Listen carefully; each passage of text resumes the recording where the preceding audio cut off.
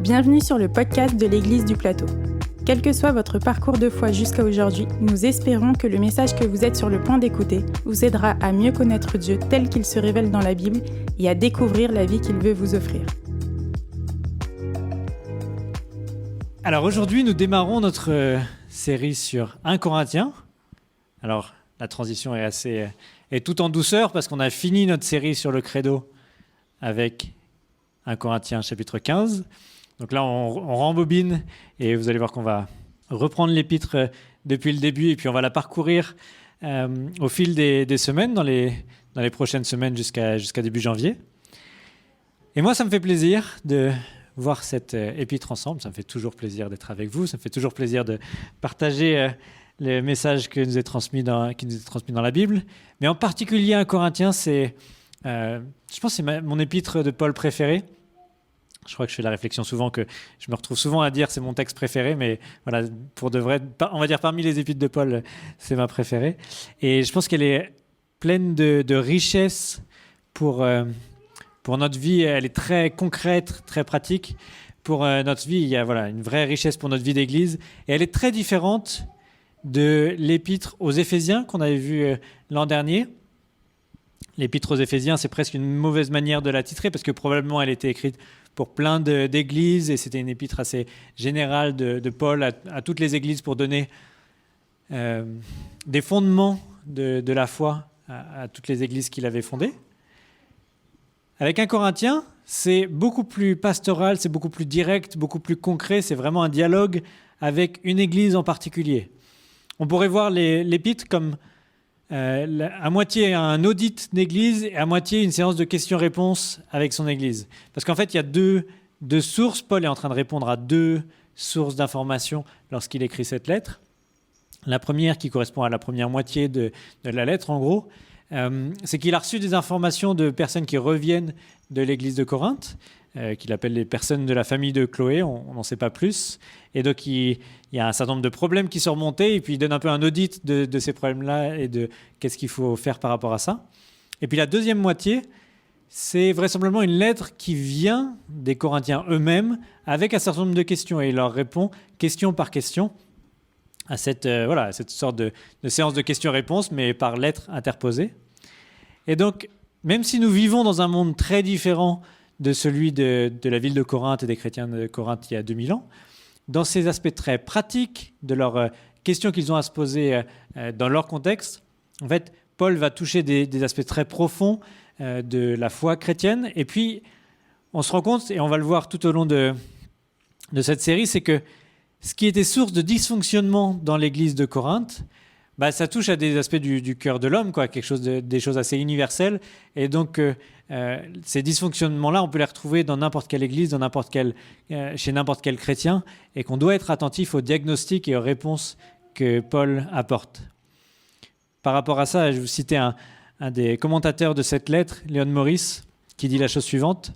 « On ne trouve nulle part ailleurs dans le Nouveau Testament une concrétisation aussi diverse des principes qui devraient inspirer chaque membre du corps de Christ pour tous les temps. » Donc voilà, on va avoir des aspects très pratiques, mais qui en fait touchent à des choses qui sont assez universelles et qui sont tout aussi pertinentes pour nous aujourd'hui.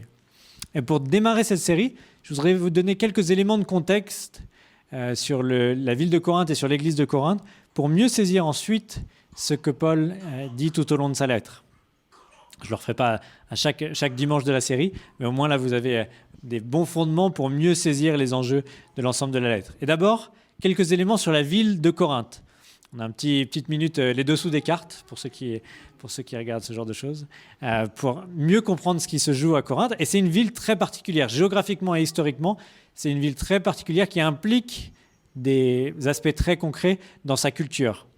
Alors géographiquement, c'est une ville qui est un lieu très stratégique parce qu'elle fait la connexion. Alors on ne voit pas l'Italie là à l'ouest, mais elle fait la connexion entre l'Italie à l'ouest et puis ce qui s'appelle l'Asie dans le Nouveau Testament, mais pour nous la Turquie moderne, à l'est.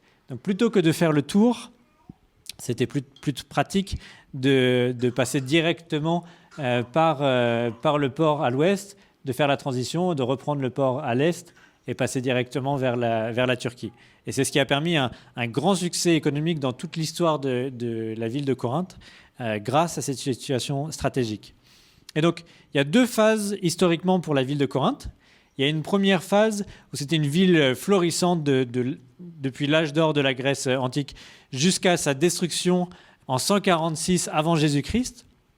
Les Romains ont complètement détruit la ville et donc ça marque la fin d'une première phase de la grandeur de la ville de Corinthe. Et puis elle reste en ruine pendant une centaine d'années. Et puis comme savent faire les Romains, 100 ans plus tard, donc en 44 avant Jésus-Christ, cette ville est refondée comme une colonie romaine. Et ce qui est particulièrement important par rapport à ça, c'est que c'est refondé avec beaucoup d'affranchis romains, c'est-à-dire des esclaves qui avaient eu le droit de devenir libres. Mais c'est toujours un sujet sensible à Rome d'avoir déjà une quantité d'esclaves incroyable, mais des esclaves qui sont affranchis et qui pourraient se rebeller un peu n'importe quand. Donc ils aimaient bien les envoyer à divers endroits de l'Empire. Et donc cette ville, elle est d'abord constituée d'anciens esclaves qui ont été affranchis. Et très rapidement, c'est une ville qui va retrouver sa prospérité, notamment en lien avec sa situation géographique, et qui va devenir de nouveau une ville riche. Et comme ça, c'est assez universel, quand une ville devient riche, il y a aussi tout un melting pot de tous ceux qui viennent saisir les opportunités qu'il y a dans cette nouvelle ville. Et donc, il me semble qu'il y a deux aspects culturels qui sont liés à cette histoire et à cette situation géographique, qui sont important pour notre lecture d'un Corinthien. C'est pas juste, je vous balance pas juste des infos pour votre culture générale. Le premier point, c'est qu'il y avait un certain orgueil de cette victoire économique rapide, comme beaucoup de villes comme ça qui en quelques années deviennent très riches. Il y avait un certain orgueil à être corinthien. Et puis il y avait aussi, là aussi c'est lié, un certain esprit d'indépendance, d'être une ville d'affranchis, d'être des anciens esclaves et d'avoir su ce que c'était de ne pas être libre et d'avoir non seulement été libéré, mais en plus de ça, être devenu riche rapidement. Et donc encore pour citer Léon Morris par rapport à ça, il décrit le Corinthien moyen, si on pourrait dire, en ces termes. En un mot, le Corinthien est un homme qui ne reconnaît aucun supérieur ni aucune loi, si ce n'est celle de ses propres désirs. Et ça, on va voir que c'est vraiment quelque chose qui ressort directement de l'Épître. Et juste pour se représenter les choses, je ne sais pas si ça vous fait penser à des villes que vous pouvez imaginer dans un contexte plus récent. Moi, ça me fait penser un peu à ce que devrait être la ville de New York il y a 100, 150 ans, avec toutes les vagues de migration, de personnes qui fuyaient le vieux continent et qui entraient dans un monde d'opportunités et qui avaient cet orgueil de pouvoir participer à une ville, à l'économie florissante et être prêt à tout pour profiter un maximum de ces nouvelles opportunités. Et donc, si tout ça est important pour nous, c'est que ce qui ressort de l'ensemble de la lettre, c'est que l'Église de Corinthe avait du mal à faire la distinction entre sa culture locale et ce qui devait être sa culture d'Église. Qu'il y a beaucoup des dysfonctionnements de l'Église de Corinthe qui sont en fait une transposition des dysfonctionnements de la ville elle-même, de la culture de l'Église de la ville de Corinthe. Et donc, Paul cherche à clarifier les choses pour les chrétiens de la ville de Corinthe, dire non, mais vous ne pouvez pas simplement importer ce qui est de votre culture dans l'Église. Il y a des choses fondamentales dans ce que vous croyez au sujet de Dieu, au sujet de Jésus, au sujet de votre espérance, au sujet de votre vie nouvelle, au sujet de ce qu'est l'Église. Ça doit changer votre manière de vivre, ça doit créer une différence par rapport à toute la culture et aussi tous les dysfonctionnements qu'il pouvait y avoir dans cette ville. Pour moi, pour donner une image, l'Église de Corinthe, à ce moment-là, elle est en pleine adolescence.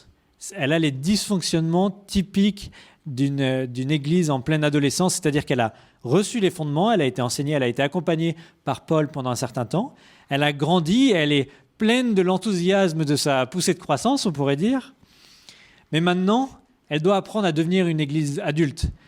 Pour l'instant, elle va un peu dans tous les sens, elle est influencée de plein de manières différentes, et elle doit apprendre à mettre en pratique ce qu'elle a appris pour se construire sur un fondement plus sûr, trouver la maturité d'être une église adulte. Elle doit utiliser toute sa passion d'une adolescente pour construire une vie qui soit stable et mature pour la suite.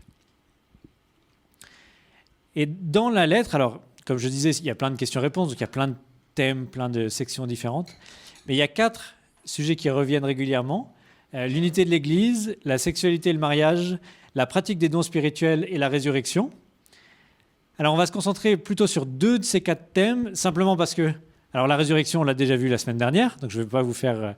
on a un pasteur qui conseillait à son stagiaire de dire « Non, t'inquiète pas, les chrétiens, de toute façon, tu leur refais les mêmes prédications tous les 6 mois, ils ont oublié. » Donc, je vais quand même pas vous le faire à 1 mois d'intervalle, 2 fois le même thème, ça risque de se voir.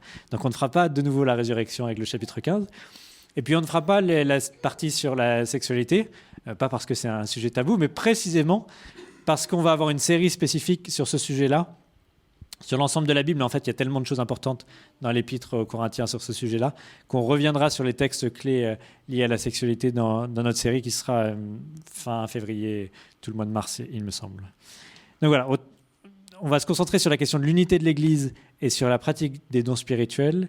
Et on va voir que, au travers des dysfonctionnements qu'il y a dans cette Église de Corinthe, on a plein de choses à apprendre sur à la fois comment pas tomber dans ces mêmes dysfonctionnements, mais Paul va toucher des choses très profondes et pour mieux saisir notamment quel est l'ADN de l'Église, qu'est-ce qu'est l'Église, qu'est-ce qu'est la vie chrétienne et qu'est-ce que ça peut impliquer dans nos vies. Alors aujourd'hui, on va commencer avec le début de l'épître, justement, avec les 3 premiers chapitres. Alors comme on a fait avec le chapitre 15 de la semaine dernière, on ne va pas lire les 3 chapitres à la suite, on va prendre quelques petits extraits tout au long de ces 3 chapitres. Mais vraiment, je vous encourage à prendre le temps de lire cette lettre au moins une fois, et si ce n'est plusieurs fois tout au long de cette série, vous serez bien plus au bénéfice de ce qu'on va partager les dimanches matins si vous prenez le temps par vous-même de lire au moins une fois, et si ce n'est plusieurs fois, cette lettre dans les prochaines semaines. Ce n'est pas très long, il y a 16 chapitres. Je pense qu'en audio, ça doit représenter, je ne sais pas, une demi-heure, 3 quarts d'heure. Donc ça devrait être faisable sur l'espace des prochaines semaines. Et donc Paul ouvre son épître avec la question des divisions. Et en fait, c'est une question qui va être récurrente tout au long de l'épître. Récurrente parce qu'ils ont trouvé plein de manières d'être divisés. Les commentateurs essayent de voir ce qu'il y a en commun dans ces divisions, et on pourrait dire un certain nombre de choses par rapport à ça. Mais ce qui est impressionnant, c'est que les divisions à Corinthe ont plein de saveurs, plein de formes, plein de manières différentes d'être en division. Et donc, on va pouvoir voir certains de ces aspects tout au long de la série. Et la première source de division, la première forme de division, je ne sais pas comment la décrire en un mot, mais c'est une forme de supériorité, ce que j'appellerais une supériorité intellectuelle par procuration. C'est qu'ils ont la tentation d'utiliser les enseignants pour nourrir un sentiment de supériorité et de se dire voilà, moi je suis au-dessus des autres parce que je me suis associé au bon prédicateur, au bon apôtre, au bon enseignant, et ça me place au-dessus de la mêlée. Et à cause de ce snobisme intellectuel, on pourrait dire, alors ils commencent à se diviser les uns les autres et ils divisent l'Église elle-même. On va lire de la manière dont Paul décrit cette division. Donc on est au 1er chapitre à partir du verset 10. « Frères et sœurs, je vous en supplie au nom de notre Seigneur Jésus-Christ, mettez-vous d'accord qu'il n'y ait pas de division parmi vous, soyez bien unis, en ayant la même façon de penser et les mêmes convictions. En effet, mes frères et sœurs, des personnes de la famille de Chloé m'ont informé qu'il y a des rivalités entre vous. Voici ce que je veux dire. Parmi vous, l'un déclare « Moi, j'appartiens à Paul », l'autre « Moi, à Apollos », un autre encore « Moi, à Pierre ». Mais moi, j'appartiens au Christ. Pensez-vous qu'on puisse diviser le Christ ? Est-ce Paul qui est mort sur la croix pour vous ? Avez-vous été baptisé au nom de Paul ? Donc, Paul démarre avec cet objectif qui en fait pourrait se retrouver quasiment sur chaque page de la lettre, au verset 10. « Mettez-vous d'accord qu'il n'y ait pas de division parmi vous, soyez bien unis en ayant la même façon de penser, les mêmes convictions. » Alors, comme titre, comme objectif, comme but commun, c'est déjà bien ambitieux, c'est assez impressionnant. Et pour lui, il le présente d'abord comme une évidence. On va voir qu'il le justifie au fur et à mesure de son développement. Mais il est en train de dire d'abord, si vous êtes vraiment devenus chrétiens, si vous êtes vraiment l'Église, alors vous devriez être unis les uns aux autres. Ça fait partie de la définition même, c'est au cœur de ce que c'est être, de devenir chrétien, de faire part du peuple de Dieu, de l'Église de Dieu. Et donc, il explique que le problème ici, c'est que cette division est basée sur des liens qui se sont faits avec tel ou tel enseignant. Il mentionne en particulier lui-même, Apollos et Pierre, et que ça a créé des rivalités. On en lien avec cette appartenance à tel ou tel enseignant. Alors rien n'indique que cette rivalité était liée aux enseignants eux-mêmes. Il semble qu'ils sont juste spectateurs de ces divisions, et Paul le premier est choqué de ces divisions-là. Et il semble que c'est plutôt que chaque Corinthien avait pris l'habitude non seulement d'avoir son préféré, mais de l'affirmer haut et fort. D'une certaine manière, d'avoir son préféré, c'est pas le truc le plus grave qui soit. C'est un peu comme les parents. Tous les parents ont leur enfant préféré, mais le problème, c'est quand ça se voit trop. Non, les parents n'ont pas de préféré, il n'y a pas de souci. Mais vous voyez l'idée, c'est qu'ils aient des préférences, c'est une chose, mais c'était en train de commencer à détruire l'unité dans l'Église. Et ce n'est pas hyper évident de pourquoi c'était tant un sujet de division, mais ce qui semble le plus vraisemblable, et on voit le lien avec ce que je disais par rapport à la culture locale, c'est qu'ils avaient commencé à calquer leur contexte culturel sur leur relation avec les enseignants qu'ils avaient. Ils commençaient à les voir, non pas comme des serviteurs de Dieu, mais comme des philosophes, comme il pouvait y en avoir plein dans la ville où ils étaient. Comme un commentateur, Gordon Fee, le commente, je vous le cite, « Peut-être à cause des allées et venues de Paul et d'Apollos, et en particulier à cause de l'éloquence d'Apollos, ils ont commencé à considérer leurs enseignants comme des philosophes itinérants. Ils ont ainsi commencé à voir la nouvelle foi comme une nouvelle sophia, comme une nouvelle sagesse. Et le lien est très direct avec leur contexte. Quand on pense au monde grec de manière générale, et Corinthe n'était pas différent à ce niveau-là, il y avait plein de philosophes qui donnaient leur philosophie sur la place publique. Et ce n'était pas comme d'avoir un prof à l'école où le prof, tu l'as, quoi. Tu te pointes en septembre et tu ne fais pas ta sélection. Là, c'était des personnes qui étaient dans la rue ou dans des lieux publics, et le philosophe faisait la promotion de sa philosophie de manière la plus éloquente possible, et c'était au public, entre guillemets, aux citoyens de la ville, de choisir leur préféré. Et donc il y avait une certaine fierté à avoir choisi le bon, ce qui n'est pas la même chose qu'au niveau intellectuel. C'est ce que je disais par snobisme, par procuration, c'est qu'ils n'avaient pas besoin d'être eux-mêmes des philosophes, mais ils avaient une certaine fierté à avoir choisi le bon philosophe. Eux-mêmes, ils pouvaient dire « je suis de Platon, je suis d'Aristote, je suis de n'importe quel philosophe qu'ils pouvaient avoir dans leur contexte ». Et donc il y avait une certaine supériorité d'avoir choisi le bon et de pouvoir regarder de haut ceux qui avaient choisi le mauvais philosophe, celui qui était moins éloquent, celui qui était moins impressionnant. Et ça, c'est quelque chose d'assez universel. Dans l'Église, dans la société, c'est quelque chose qui traverse les siècles. Quand on pense à la société il y a une ou deux générations, le monde était un peu séparé entre ceux qui étaient de Marx et ceux qui étaient d'Adam Smith. Et là aussi, il y avait un snobisme de dire, pour un bon marxiste universitaire en France dans les années 60, c'était évident qu'ils avaient choisi le bon camp et qu'ils étaient au-dessus du lot et que ces misérables capitalistes, ils sont juste plus ou moins illettrés, donc c'est normal qu'ils se sont trompés, etc. Même pour ceux qui n'avaient pas forcément lu ni Marx ni Adam Smith, c'était assez facile de choisir son camp et ensuite de mépriser les autres camps. Et c'est encore vrai. Alors je pense, maintenant, l'éventail de choix a tellement explosé, c'est tellement large que les camps sont plus difficiles à discerner. Mais en particulier dans notre contexte, on peut trouver des personnes qui sont de Jordan Peterson, pour ceux qui connaissent, ou certains qui sont de Jean Covici, pour être très local. Et il peut y avoir un certain nombre de personnes comme ça où, par proximité, parce qu'on a lu ou vu quelques-unes de ces conférences, alors ça y est, on est un petit peu au-dessus du lot et les autres sont un peu la plèbe, ceux qui ne sont pas informés. Et malheureusement, ce serait cool que ce ne soit pas le cas, mais c'est assez facile de voir comment ça peut être la même chose dans l'Église, tout au long de l'histoire de l'Église. Pendant la Réforme, chacun voulait se dire d'Augustin. C'était l'argument ultime de dire celui qui était le plus proche de la théologie d'Augustin avait forcément raison.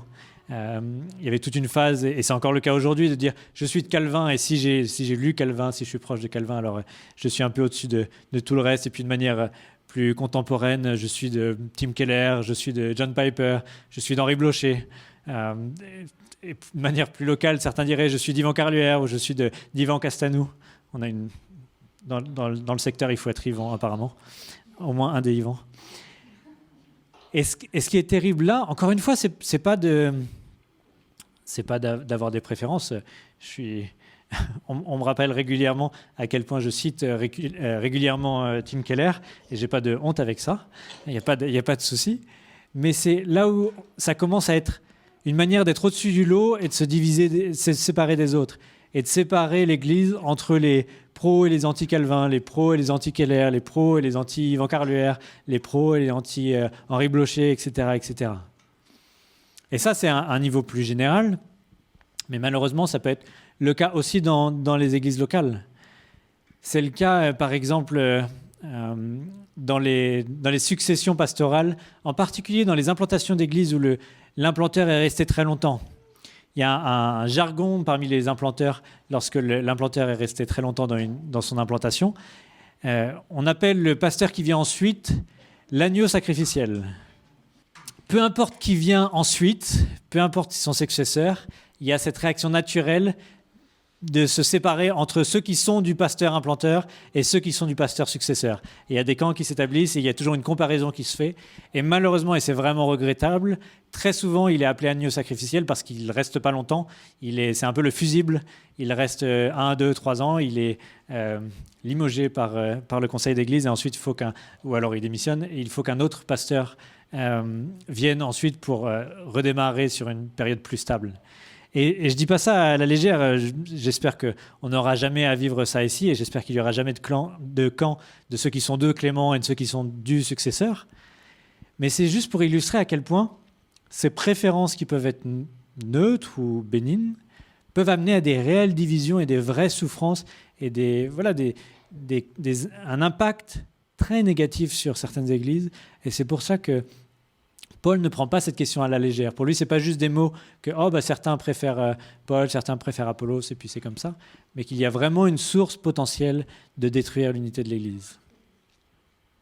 Et donc ensuite, avec la suite du passage, le reste du chapitre 1 et tout au long du chapitre 2, il entre un peu plus il démonte un peu plus ce qu'il y a de grave dans cet orgueil à s'associer à tel ou tel enseignant. Et il va prendre méthodiquement le temps de montrer pourquoi non seulement c'est grave, mais c'est immature et c'est pas spirituel, c'est pas sage. Parce que, en fait, vraisemblablement, les chrétiens de Corinthe avaient une certaine fierté de dire « Nous sommes les sages ». Paul, on commence à avoir un doute, mais nous avons trouvé la vraie sagesse, en particulier avec l'éloquence d'Apollos. Et donc, on est un peu au-dessus du lot. Et Paul va les ramener un peu sur terre, un peu même beaucoup. Il va être assez offensif sur cette question-là pour les ramener à redéfinir ce que c'est la vraie sagesse. Je vous lis au chapitre 2, verset 6. « J'enseigne pourtant une sagesse aux chrétiens spirituels et adultes. » Donc, sous-entendu, vous me pensez pas sage, vous pensez que ce que j'enseigne n'est pas sage, mais il leur répond « J'enseigne pourtant une sagesse aux chrétiens spirituels et adultes. Mais ce n'est pas la sagesse de ce monde, et pas la sagesse de Corinthe, ni celle des puissants qui règnent sur ce monde et qui sont en voie de disparition. Non, j'annonce la sagesse, le projet de salut de Dieu, caché aux êtres humains. Dieu l'avait déjà préparé avant la création du monde pour nous faire participer à sa gloire. » Autrement dit, il est en train de leur dire « Oui, j'enseigne une vraie sagesse, mais pas celle que vous avez trouvée dans votre culture locale. C'est une sagesse qui appartient à Dieu et qui peut paraître complètement folle pour les autres. Ce n'est pas la sagesse des philosophes. » Et il continue dans la suite de ce passage-là en disant que c'est une sagesse qui est profondément spirituelle. Et elle est spirituelle dans le sens qu'elle est accessible que pour ceux qui voient le monde, qui voient la réalité au travers du regard de Dieu, au travers de l'influence du Saint-Esprit en eux. Et c'est une attaque assez nette pour dire vous croyez spirituel, vous croyez sage, mais en fait, vous l'êtes à la manière de votre culture, à la manière de la société, et en fait, vous êtes en train de passer à côté de ce que c'est être vraiment sage, de ce que c'est être vraiment spirituel. Et il met le doigt de manière assez violente sur le problème au début du chapitre 3. Je vous lis au chapitre 3 à partir du verset 1. « Mais en réalité, frères et sœurs, je n'ai pas pu vous parler comme à des personnes qui ont l'Esprit de Dieu. J'ai dû parler comme à des gens du monde, comme à des enfants dans la foi chrétienne. » Vous voyez le côté incisif. Au chapitre 2, verset 6, Il leur disait « J'enseigne pourtant une sagesse aux chrétiens spirituellement adultes, c'est-à-dire que ceux qui sont prêts à l'entendre, eux, ils ont une vraie sagesse de ma part, mais vous, vous êtes encore des enfants. » Verset 2 « C'est du lait que je vous ai donné, non de la nourriture solide, car vous ne l'auriez pas supporté. Et même à présent, vous ne le pourriez pas, parce que vous vivez encore comme des gens de ce monde. Du moment qu'il y a de la jalousie et des rivalités entre vous, ne montrez-vous pas que vous êtes des gens de ce monde et que vous conduisez d'une manière toute humaine? Quand l'un de vous déclare « J'appartiens à Paul » et un autre « J'appartiens à Apollos », n'agissez-vous pas comme n'importe quel être humain? Donc là, l'attaque est assez nette. C'est-à-dire, vous pensez sage, mais en fait, vous êtes tellement immature que j'ai pas pu encore vraiment vous transmettre la sagesse de Dieu. Vous vous pensez spirituel, mais vous agissez comme des personnes qui n'ont même pas le Saint-Esprit en eux. Et si, il me semble que ce passage est vraiment, vraiment essentiel pour cette question-là, mais pour toute l'Épître et pour toute notre compréhension de ce qu'est l'Église, c'est le critère qu'il utilise pour décrire qu'est-ce que c'est être sage, qu'est-ce que c'est être spirituel. On a tous qu'on en soit conscient ou non, on a tous des critères pour s'imaginer qui est spirituel, qui est sage. Et ça peut être en fait des critères assez proches de leur époque, de s'imaginer que si quelqu'un est particulièrement éloquent, si quelqu'un a des raisonnements particulièrement complexes, ou même au travers des signes miraculeux, alors ça c'est vraiment la personne qui est sage, ça c'est la personne qui est vraiment spirituelle. Mais Paul utilise un critère qui est vraiment différent. Je vous relis le verset 3. « Du moment qu'il y a de la jalousie et des rivalités entre vous, ne montrez-vous pas que vous êtes des gens de ce monde et que vous vous conduisez d'une façon toute humaine. » Le critère qu'il donne pour la vraie sagesse et la vraie spiritualité, c'est le niveau d'unité, de ce qu'on est prêt à faire pour être dans l'unité, qu'on reconnaît que le Saint-Esprit est à l'œuvre et qu'il y a une vraie maturité chrétienne, lorsque chacun est prêt à faire les efforts nécessaires, faire ce qu'il faut pour qu'il puisse y avoir de l'unité dans l'Église. Et ça, c'est assez, même encore aujourd'hui, c'est assez contre-culturel, quoi. Son critère et sa compréhension de l'Église est suffisamment différente de la nôtre pour dire, mais est-ce que c'est vraiment ça votre critère pour discerner qui est vraiment sage et qui ne l'est pas? Et il va, pas enfoncer le clou, mais il va aller un étage en dessous. Il va amener vraiment sur ce qui est fondamental là-dedans, quelques versets plus loin. Donc on est toujours au chapitre 3, versets 16 et 17. « Vous savez sûrement que vous êtes le temple de Dieu et que l'Esprit de Dieu habite en vous. Eh bien, si quelqu'un détruit le temple de Dieu, Dieu détruira le coupable. Car le temple de Dieu est saint, et c'est vous qui êtes son temple. » Pour Paul, il retourne à l'ADN de l'Église, ce qu'est l'Église, et il utilise cette image du temple. Pour Israël avait un unique Dieu, et parce qu'Israël avait un unique Dieu, il y avait un unique temple. Et cet unique temple était le point de contact entre Dieu et son peuple. C'était le point de contact entre le ciel et la terre, là où Dieu se rendait présent sur terre pour son peuple. Et un enseignement qui traverse tout le Nouveau Testament et qui est encore au cœur ici, c'est de dire l'Église est ce nouveau temple. Nous sommes le point de contact entre le ciel et la terre. L'Église est le lieu où Dieu manifeste sa présence sur terre. Et donc, détruire l'Église, participer à la division de l'Église, c'est détruire l'Église et c'est détruire le temple, détruire le point de contact entre Dieu et les hommes, c'est détruire cet espace dans lequel Dieu veut se rendre manifeste. Il leur dit, mais par votre comportement, vous ne montrez pas votre sagesse, vous montrez que vous n'avez pas encore compris ce que c'était l'Église. Vous n'avez pas encore compris ce que c'était d'être le temple du Saint-Esprit. Et c'est en ça que c'est particulièrement grave. C'est parce que vous êtes en train de détruire la présence de Dieu sur terre. Et en particulier dans la ville de Corinthe. Vous citez encore Gordon Fee à ce sujet. Je pense que c'est vraiment très juste ce qu'il dit par rapport à ça. En tant que temple de Dieu à Corinthe, l'Église devait être l'alternative de Dieu aux religions et aux vices de la ville. Mais les Corinthiens, par leur sagesse humaine, leur rivalité et leur division, étaient en fait en train de chasser l'esprit et donc en train de détruire la seule alternative que Dieu avait pour cette ville. Quand on voit les choses comme ça, on comprend mieux pourquoi Paul voit les divisions dans l'Église comme particulièrement graves et c'est toujours aussi pertinent pour nous. Nous continuons d'être le temple de Dieu. Nous sommes l'espace ou la communauté dans laquelle Dieu veut se rendre présent et se rendre visible. Nous sommes le moyen par lequel Dieu peut se rendre visible aussi pour toute la ville, pour tout le plateau de Saclay. Et donc, c'est essentiel, déjà à l'échelle de l'Église locale, en tant qu'Église du plateau, de pouvoir être unis les uns aux autres. Si nous voulons être une bénédiction pour le plateau, nous avons besoin d'être unis. Et si nous ne le sommes pas, alors nous sommes en train de détruire ce que Dieu est en train de faire ici. Et là encore, je ne fais pas référence à des difficultés que nous aurions ici, mais pour l'avoir vécu dans d'autres églises, c'est tellement triste de voir l'Église passer à côté de sa mission lorsqu'elle est divisée. On était dans une église qui était implantée dans un cœur d'un quartier qui avait pleinement besoin d'une église vivante et qui partage l'Évangile, et avec des beaux bâtiments qui permettaient d'accueillir un maximum de personnes dans ce quartier. Mais malheureusement, à cause de divisions internes, de divergences justement, de voies différentes pour l'évolution de l'Église, alors l'Église était mangée par ces divisions internes et incapable d'être une bénédiction pour son quartier. Et c'est clairement pas une manière de pointer du doigt, c'est un vrai sujet de tristesse et une mise en garde pour toutes les églises de dire on n'est pas au-dessus du lot, quoi.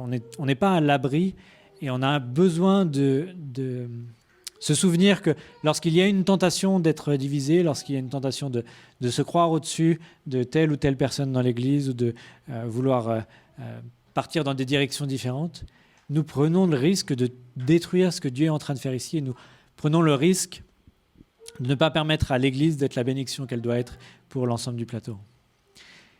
Et ce qui est vrai à l'échelle de l'Église locale est aussi vrai plus largement. Pour penser au contexte du plateau, encore une fois, moi, je suis très reconnaissant des relations qu'on peut avoir avec les églises autour, notamment avec l'église Every Nation qui est à Bièvre, mais aussi avec l'église VIP qui nous a accueillis pendant un certain nombre de dimanches, qui est au guichet, avec l'église de Palaiseau qui est en train d'implanter une église sur le quartier Camille Claudel à Palaiseau. C'est des églises avec lesquelles on a des très bonnes relations depuis le début, pour lesquelles on est vraiment dans une relation d'unité, et je prie que ça puisse continuer d'être le cas, parce que c'est comme ça qu'on peut être une bénédiction pour nos églises respectives et pour les personnes qui sont autour de nous. Et je prie aussi que ça puisse s'étendre. On a des belles relations avec les catholiques aussi autour de nous, notamment avec les associations catholiques, les associations étudiantes, et notamment en lien avec ce que Samuel peut faire sur le campus. Et il nous en avait partagé un petit peu avec son message il y a 2 semaines. Et je prie que ça puisse continuer d'être le cas. Ça va être le cas notamment, on va lancer les parcours alpha dans quelques semaines. Et de pouvoir lancer ces parcours alpha en partenariat avec Every Nation et avec les groupes étudiants catholiques du campus, pour moi, c'est une vraie bénédiction de pouvoir construire cette unité. Ça ne se décrète pas et ce n'est pas magique et ce n'est pas sans poser des défis. Il n'y a pas de naïveté par rapport à ça. Mais si on veut le faire, ce n'est pas juste pour des questions pragmatiques. C'est aussi parce qu'on croit que Dieu veut construire son Église sur le plateau et ça implique tous les chrétiens pour que nous soyons un temple, une unité, un peuple qui manifeste la présence de Dieu sur le plateau. Et je voudrais simplement terminer avec la manière dont Paul termine son argument à la fin du chapitre 3. Il y a encore beaucoup de choses à dire sur ce sujet de l'unité pour l'Église, mais je vais simplement vous lire les versets 21 à 23. « Ainsi, personne ne doit fonder sa fierté sur des êtres humains, car tout vous appartient. Paul, Apollos ou Pierre, le monde, la vie, la mort, le présent ou l'avenir, tout est à vous, mais vous, vous appartenez au Christ et le Christ appartient à Dieu. » C'est une déclaration qui est tellement forte de dire, quand vous appartenez à un camp, c'est-à-dire quand vous êtes de Paul, quand vous êtes d'Apollos, quand vous êtes de Calvin, quand vous êtes du pape François, quand vous êtes, etc., etc., vous avez accès à une petite partie de ce que Dieu est en train de faire. Mais quand vous êtes unis, alors tout ce que Dieu fait, ça vous appartient. Vous êtes au bénéfice de tout ce que Dieu fait dans l'ensemble de l'Église. Et ensuite, à partir de là, vous pouvez profiter de tout. Comme je le disais, je vous cite régulièrement Tim Keller, il se trouve que les théologiens qui m'ont le plus influencé, que ce soit Keller ou N.T. Wright, Wright sont des théologiens qui ne sont pas forcément de notre famille d'église, mais il ne s'agit pas pour moi d'être un disciple de Keller ou un disciple d'N.T. Wright, c'est d'être au bénéfice de tout ce que Dieu fait dans l'ensemble de l'Église. Et c'est cette promesse que Dieu nous donne de dire lorsque nous sommes vraiment unis, alors Dieu nous ouvre, nous donne accès à tout ce qu'il est en train de faire dans ce monde, et en particulier tout ce qu'il est en train de faire dans l'Église de manière générale.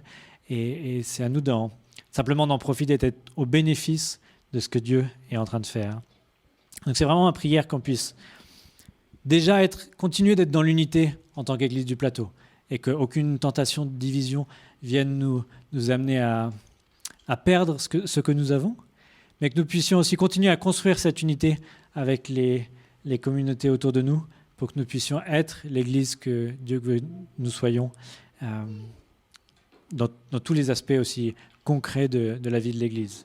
Et qu'on n'ait pas ce snobisme de se croire au-dessus du lot. Ça ne veut pas dire qu'on est d'accord sur tout, et il peut y avoir des désaccords, ça c'est presque un autre sujet. Mais le sujet principal, c'est est-ce qu'on va utiliser ces différences pour se croire au-dessus de tout le monde, ou est-ce qu'au-delà de ces différences-là, on veut discerner que parce qu'on est centré sur Christ, alors ça nous ouvre les portes pour être un seul temple au-delà de nos différences, que nos différences soient dans l'église locale ou avec les églises qui sont autour de nous. Alors je vais terminer par la prière. Seigneur, merci pour ton plan merveilleux pour ton Église depuis ta résurrection jusqu'à aujourd'hui et pour l'éternité. Seigneur, nous ne voulons pas voir... Il y a tellement ce risque de voir juste au bout de notre nez, de voir simplement des différences, des sujets où on pourrait ne pas être d'accord, et perdre de vue cette perspective de ce plan grandiose de faire de nous ton temple, là où tu manifestes ta présence, et qu'au travers de notre unité, tu nous utilises pour manifester ta gloire au milieu de nous et autour de nous. Et Seigneur, je te prie de faire cela avec l'Église que nous sommes. Permets-nous d'être ces pierres de ce temple dans lequel tu manifestes ta présence, et que ce soit une bénédiction pour toutes les pierres du temple et pour tous ceux qui pourraient s'approcher de ce temple, Seigneur. Amen.